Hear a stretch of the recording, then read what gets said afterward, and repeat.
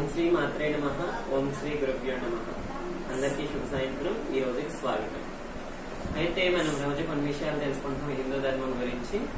అలాగే ఈ రోజు విషయం తెలుసుకున్నాము. అలాగే దశ మహావిద్యల గురించి కూడా తెలుసుకున్నాం ఈ రోజు. అయితే ఇంకో విషయం ఏంటంటే మనకి దగ్గరలో అంటే ఎల్లుండ అంటే ఏప్రిల్ 23, 2024 ఏంటా రోజున చైత్ర శుద్ధ పౌర్ణమి రోజున మనకి హనుమాన్ జయంతి. హనుమాన్ జయంతి అంటే ఏంటి? హనుమాన్ జన్మోత్సవం ఉంది, అంటే హనుమాన్ జయంతి పండుగ. అయితే హనుమాన్ జన్మోత్సవం అనేది మనకి ఈ నెల 23వ తారీఖు వచ్చింది కాబట్టి ఆ రోజున ఏం చేస్తారంటే అందరూ మీకున్న కష్టాలు, హనుమంతుడు అంటే ఏంటి? మనకి చాలా శక్తివంతమైన దేవుడు హనుమంతుడు, చాలా పవర్ఫుల్. అయితే ఆ రోజు మనకి కష్టాలు కానీ ఏదైనా బాధలు అలాంటి తొలగిపోవాలంటే ఏం చేయాలంటే చూడండి, ఉదయం లేచి అంటే ఉదయం వేకుజామునే అంటే సూర్యోదయానికి ముందులే తలంటు స్నానం చేసి ఆ రోజున హనుమంతుడికి పూజ చేసుకొని తమలపాకు మీద చందనంతో శ్రీరామ అని 58 అయితే 58 లేదా 108 అయితే 108, సారీ 51 అయితే 51, 108 అయితే 108 అర్థమవుతుందా? తమలపాకు మీద శ్రీరామ అని రాసి దాన్ని ఒక దండలాగా తయారు చేసి మనకి దగ్గరలో ఉన్న గుడిలో హనుమంతుడి గుడిలోకి తీసుకెళ్తే ఆచార్య గారిని మన శ్రీ దేవుడు హనుమంతుడి మెడలో కానీ ధరించమంటే ధరిస్తారు.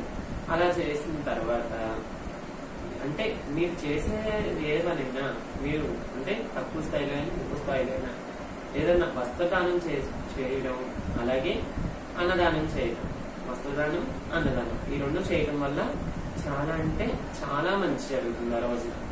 అర్థమవుతుందా? మీకు ఇంకో డౌట్ రావచ్చు ఏంటంటే హనుమాన్ జన్మోత్సవం అనేది మీ క్యాలెండర్ లో జూన్ 1న ఉంటుంది. అయితే అవును, అది జూన్ 1. అదేంటి? వైశాఖ బహుళ దశమి రోజున హనుమాన్ జన్మోత్సవం అనేది మన క్యాలెండర్ లో చూపిస్తుంది జూన్ 1న.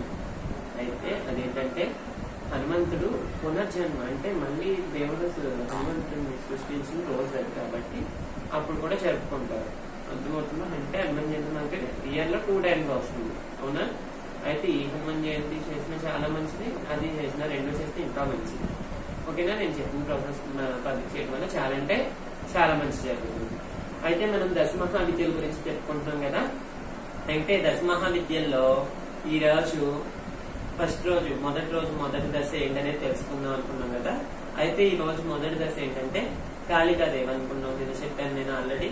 కాళికాదేవి ఈ రోజు యొక్క దశ మహావిద్యల్లో 2వ విద్య కాళికాదేవి.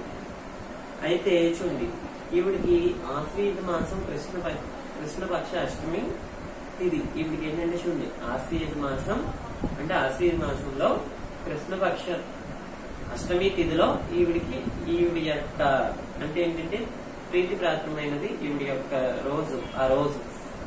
ఆ రోజుని మనం కాళికాదేవి యొక్క పూజ చేయడం వల్ల చాలా అంటే చాలా ఎన్నో లాభాలు, అలాగే మనకున్న కష్టాలు అనేటివంటివి పోతాయి.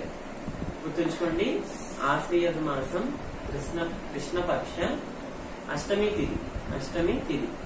ఇంకో విషయం ఏంటంటే చూడండి, తంత్రోక్త మార్గంలో శ్రీ కాళీ మహావిద్యని ఆరాధిస్తే సకల వ్యాధుల నుంచి బాధల నుంచి విముక్తి కలుగుతుంది. ఏంటి? తంత్రోక్త మార్గంలో అంటే తంత్రం యొక్క ఉపాసన మార్గంలో చేయటం వల్ల మనకున్న బాధలు కష్టాలు అనేవి తీరిపోతాయి అంట. అయితే చూడండి, ఈవిడ కాల సూచన అని నేను అనుకున్నాం కదా. అంటే ఏంటి? కాలాన్ని సూచించేదేవి, అంటే కాలాన్ని నడిపేదేవి, కాలానికి ప్రతి ఎవరు? కాళికాదేవి. అర్థమవుతుందా? దశ మహావిద్యల్లో మొదటి అమ్మవారు కాళికాదేవి. అయితే చూడండి, ఈవిడని మనం ఉపాసన చేయడం వల్ల పూజించడం ద్వారా ఏంటంటే కాళీ మంత్రోచ్చారణ అంటే ఏంటంటే ఇవి యొక్క ఉపాసన పెట్టడం వల్ల మనకున్న నష్టాలు కానీ బాధలు కానీ అలాగే శత్రు వినాశనంలో కానీ ఎటువంటివి మనకి లేకుండా ఉంటాయంట. ఉంటాయండి. చూడండి, శత్రు వినాశనం అనేసరికి దీర్ఘాయువు అంటే దీర్ఘాయువు అనేది కూడా మనకి లభిస్తుందండి అమ్మవారి చేయటం వల్ల. అయితే ఈ మంత్రం నేను చెప్తాను.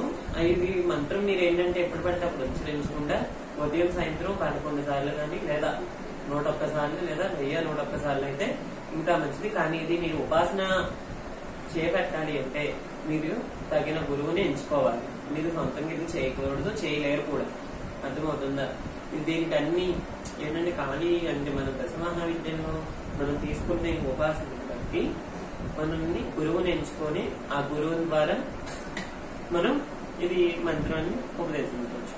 అయితే మీరు ఎవరైనా చేపట్టాలనుకుంటే కనుక నాకు కామెంట్ లో మీరు చెప్పదలిస్తే నేను మీకు గురువు గారిని కాంటాక్ట్ అయ్యే విధంగా నేను చేస్తాను.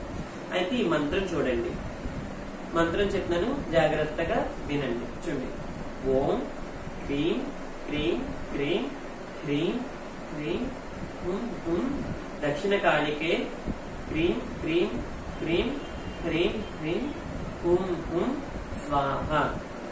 చూడండి మళ్ళీ ఒకసారి చెప్తున్నా, ఓం క్రీం క్రీం క్రీం హ్రూం హ్రూం హుం హుం దక్షిణ కాళికే క్రీం క్రీం క్రీం హ్రీం హ్రీం హుం హుం స్వాహ. మళ్ళీ ఒకసారి చెప్పండి, ఓం క్రీం క్రీం క్రీం హ్రీం హ్రీం హుం హుం దక్షిణ కాళికే క్రీం క్రీం క్రీం హ్రీం హ్రీం హుం హుం స్వాహ. అయితే ఇప్పుడు కాళికా మంత్రం, దక్షిణ కాళికా మంత్రం. అయితే కాళి గాయత్రి మంత్రం చూడండి. ఓం కాళికాయన విద్యతే శ్మశాన వాసిష్యే చదీమహి తన్నో అఘోర ప్రచోదయ. ఇవి కాళి గాయత్రి మంత్రం. అలాగే కాళీ చూడండి, కాళీమాత క్షేత్రపాలకుడే కాలభైరవుడిది చెప్తున్న చూడండి, ఓం క్రీం క్రీం కాలభైరవాయ ఫట్ స్వాహ.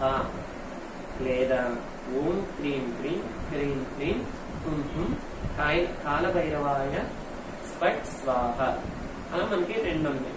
ఈ మంత్రాన్ని మనం రోజు మామూలుగా మీరు చేయకపోయినా మామూలుగా మీరు పడుకునేటప్పుడు కానీ లేదా ఉదయం వేసినప్పుడు కానీ దేవుడికి పూజ ఉచ్చరించడం వల్ల కాళికాదేవి మాత అంటే కాళికా మాత యొక్క అనుగ్రహం మనకి తప్పకుండా లభిస్తుంది. అర్థమవుతుందా? అలాగే ఈ రోజు దశమహావిద్యల్లో మొదటి అమ్మవారికి చెప్తున్నాము. అలాగే రెండో అమ్మవారికి రెండో దశమహావిద్య రేపు మనం తెలుసుకున్నాము. అలాగే మనం హనుమాన్ జన్మోత్సవం రోజు ఏం చేయాలో నేను మనకు చెప్తాను కదా. ఏమైనా డౌట్స్ ఉంటే కనుక నాకు మీరు కామెంట్ లో తెలియపరిస్తే నేను చేస్తాను. అలాగే ఈ వీడియో అందరికీ ఉపయోగపడాలి కాబట్టి మీరు లైక్ చేసి సబ్స్క్రైబ్ చేసుకొని షేర్ చేయడం వల్ల మీకులాగా అందరికీ తెలుస్తుంది.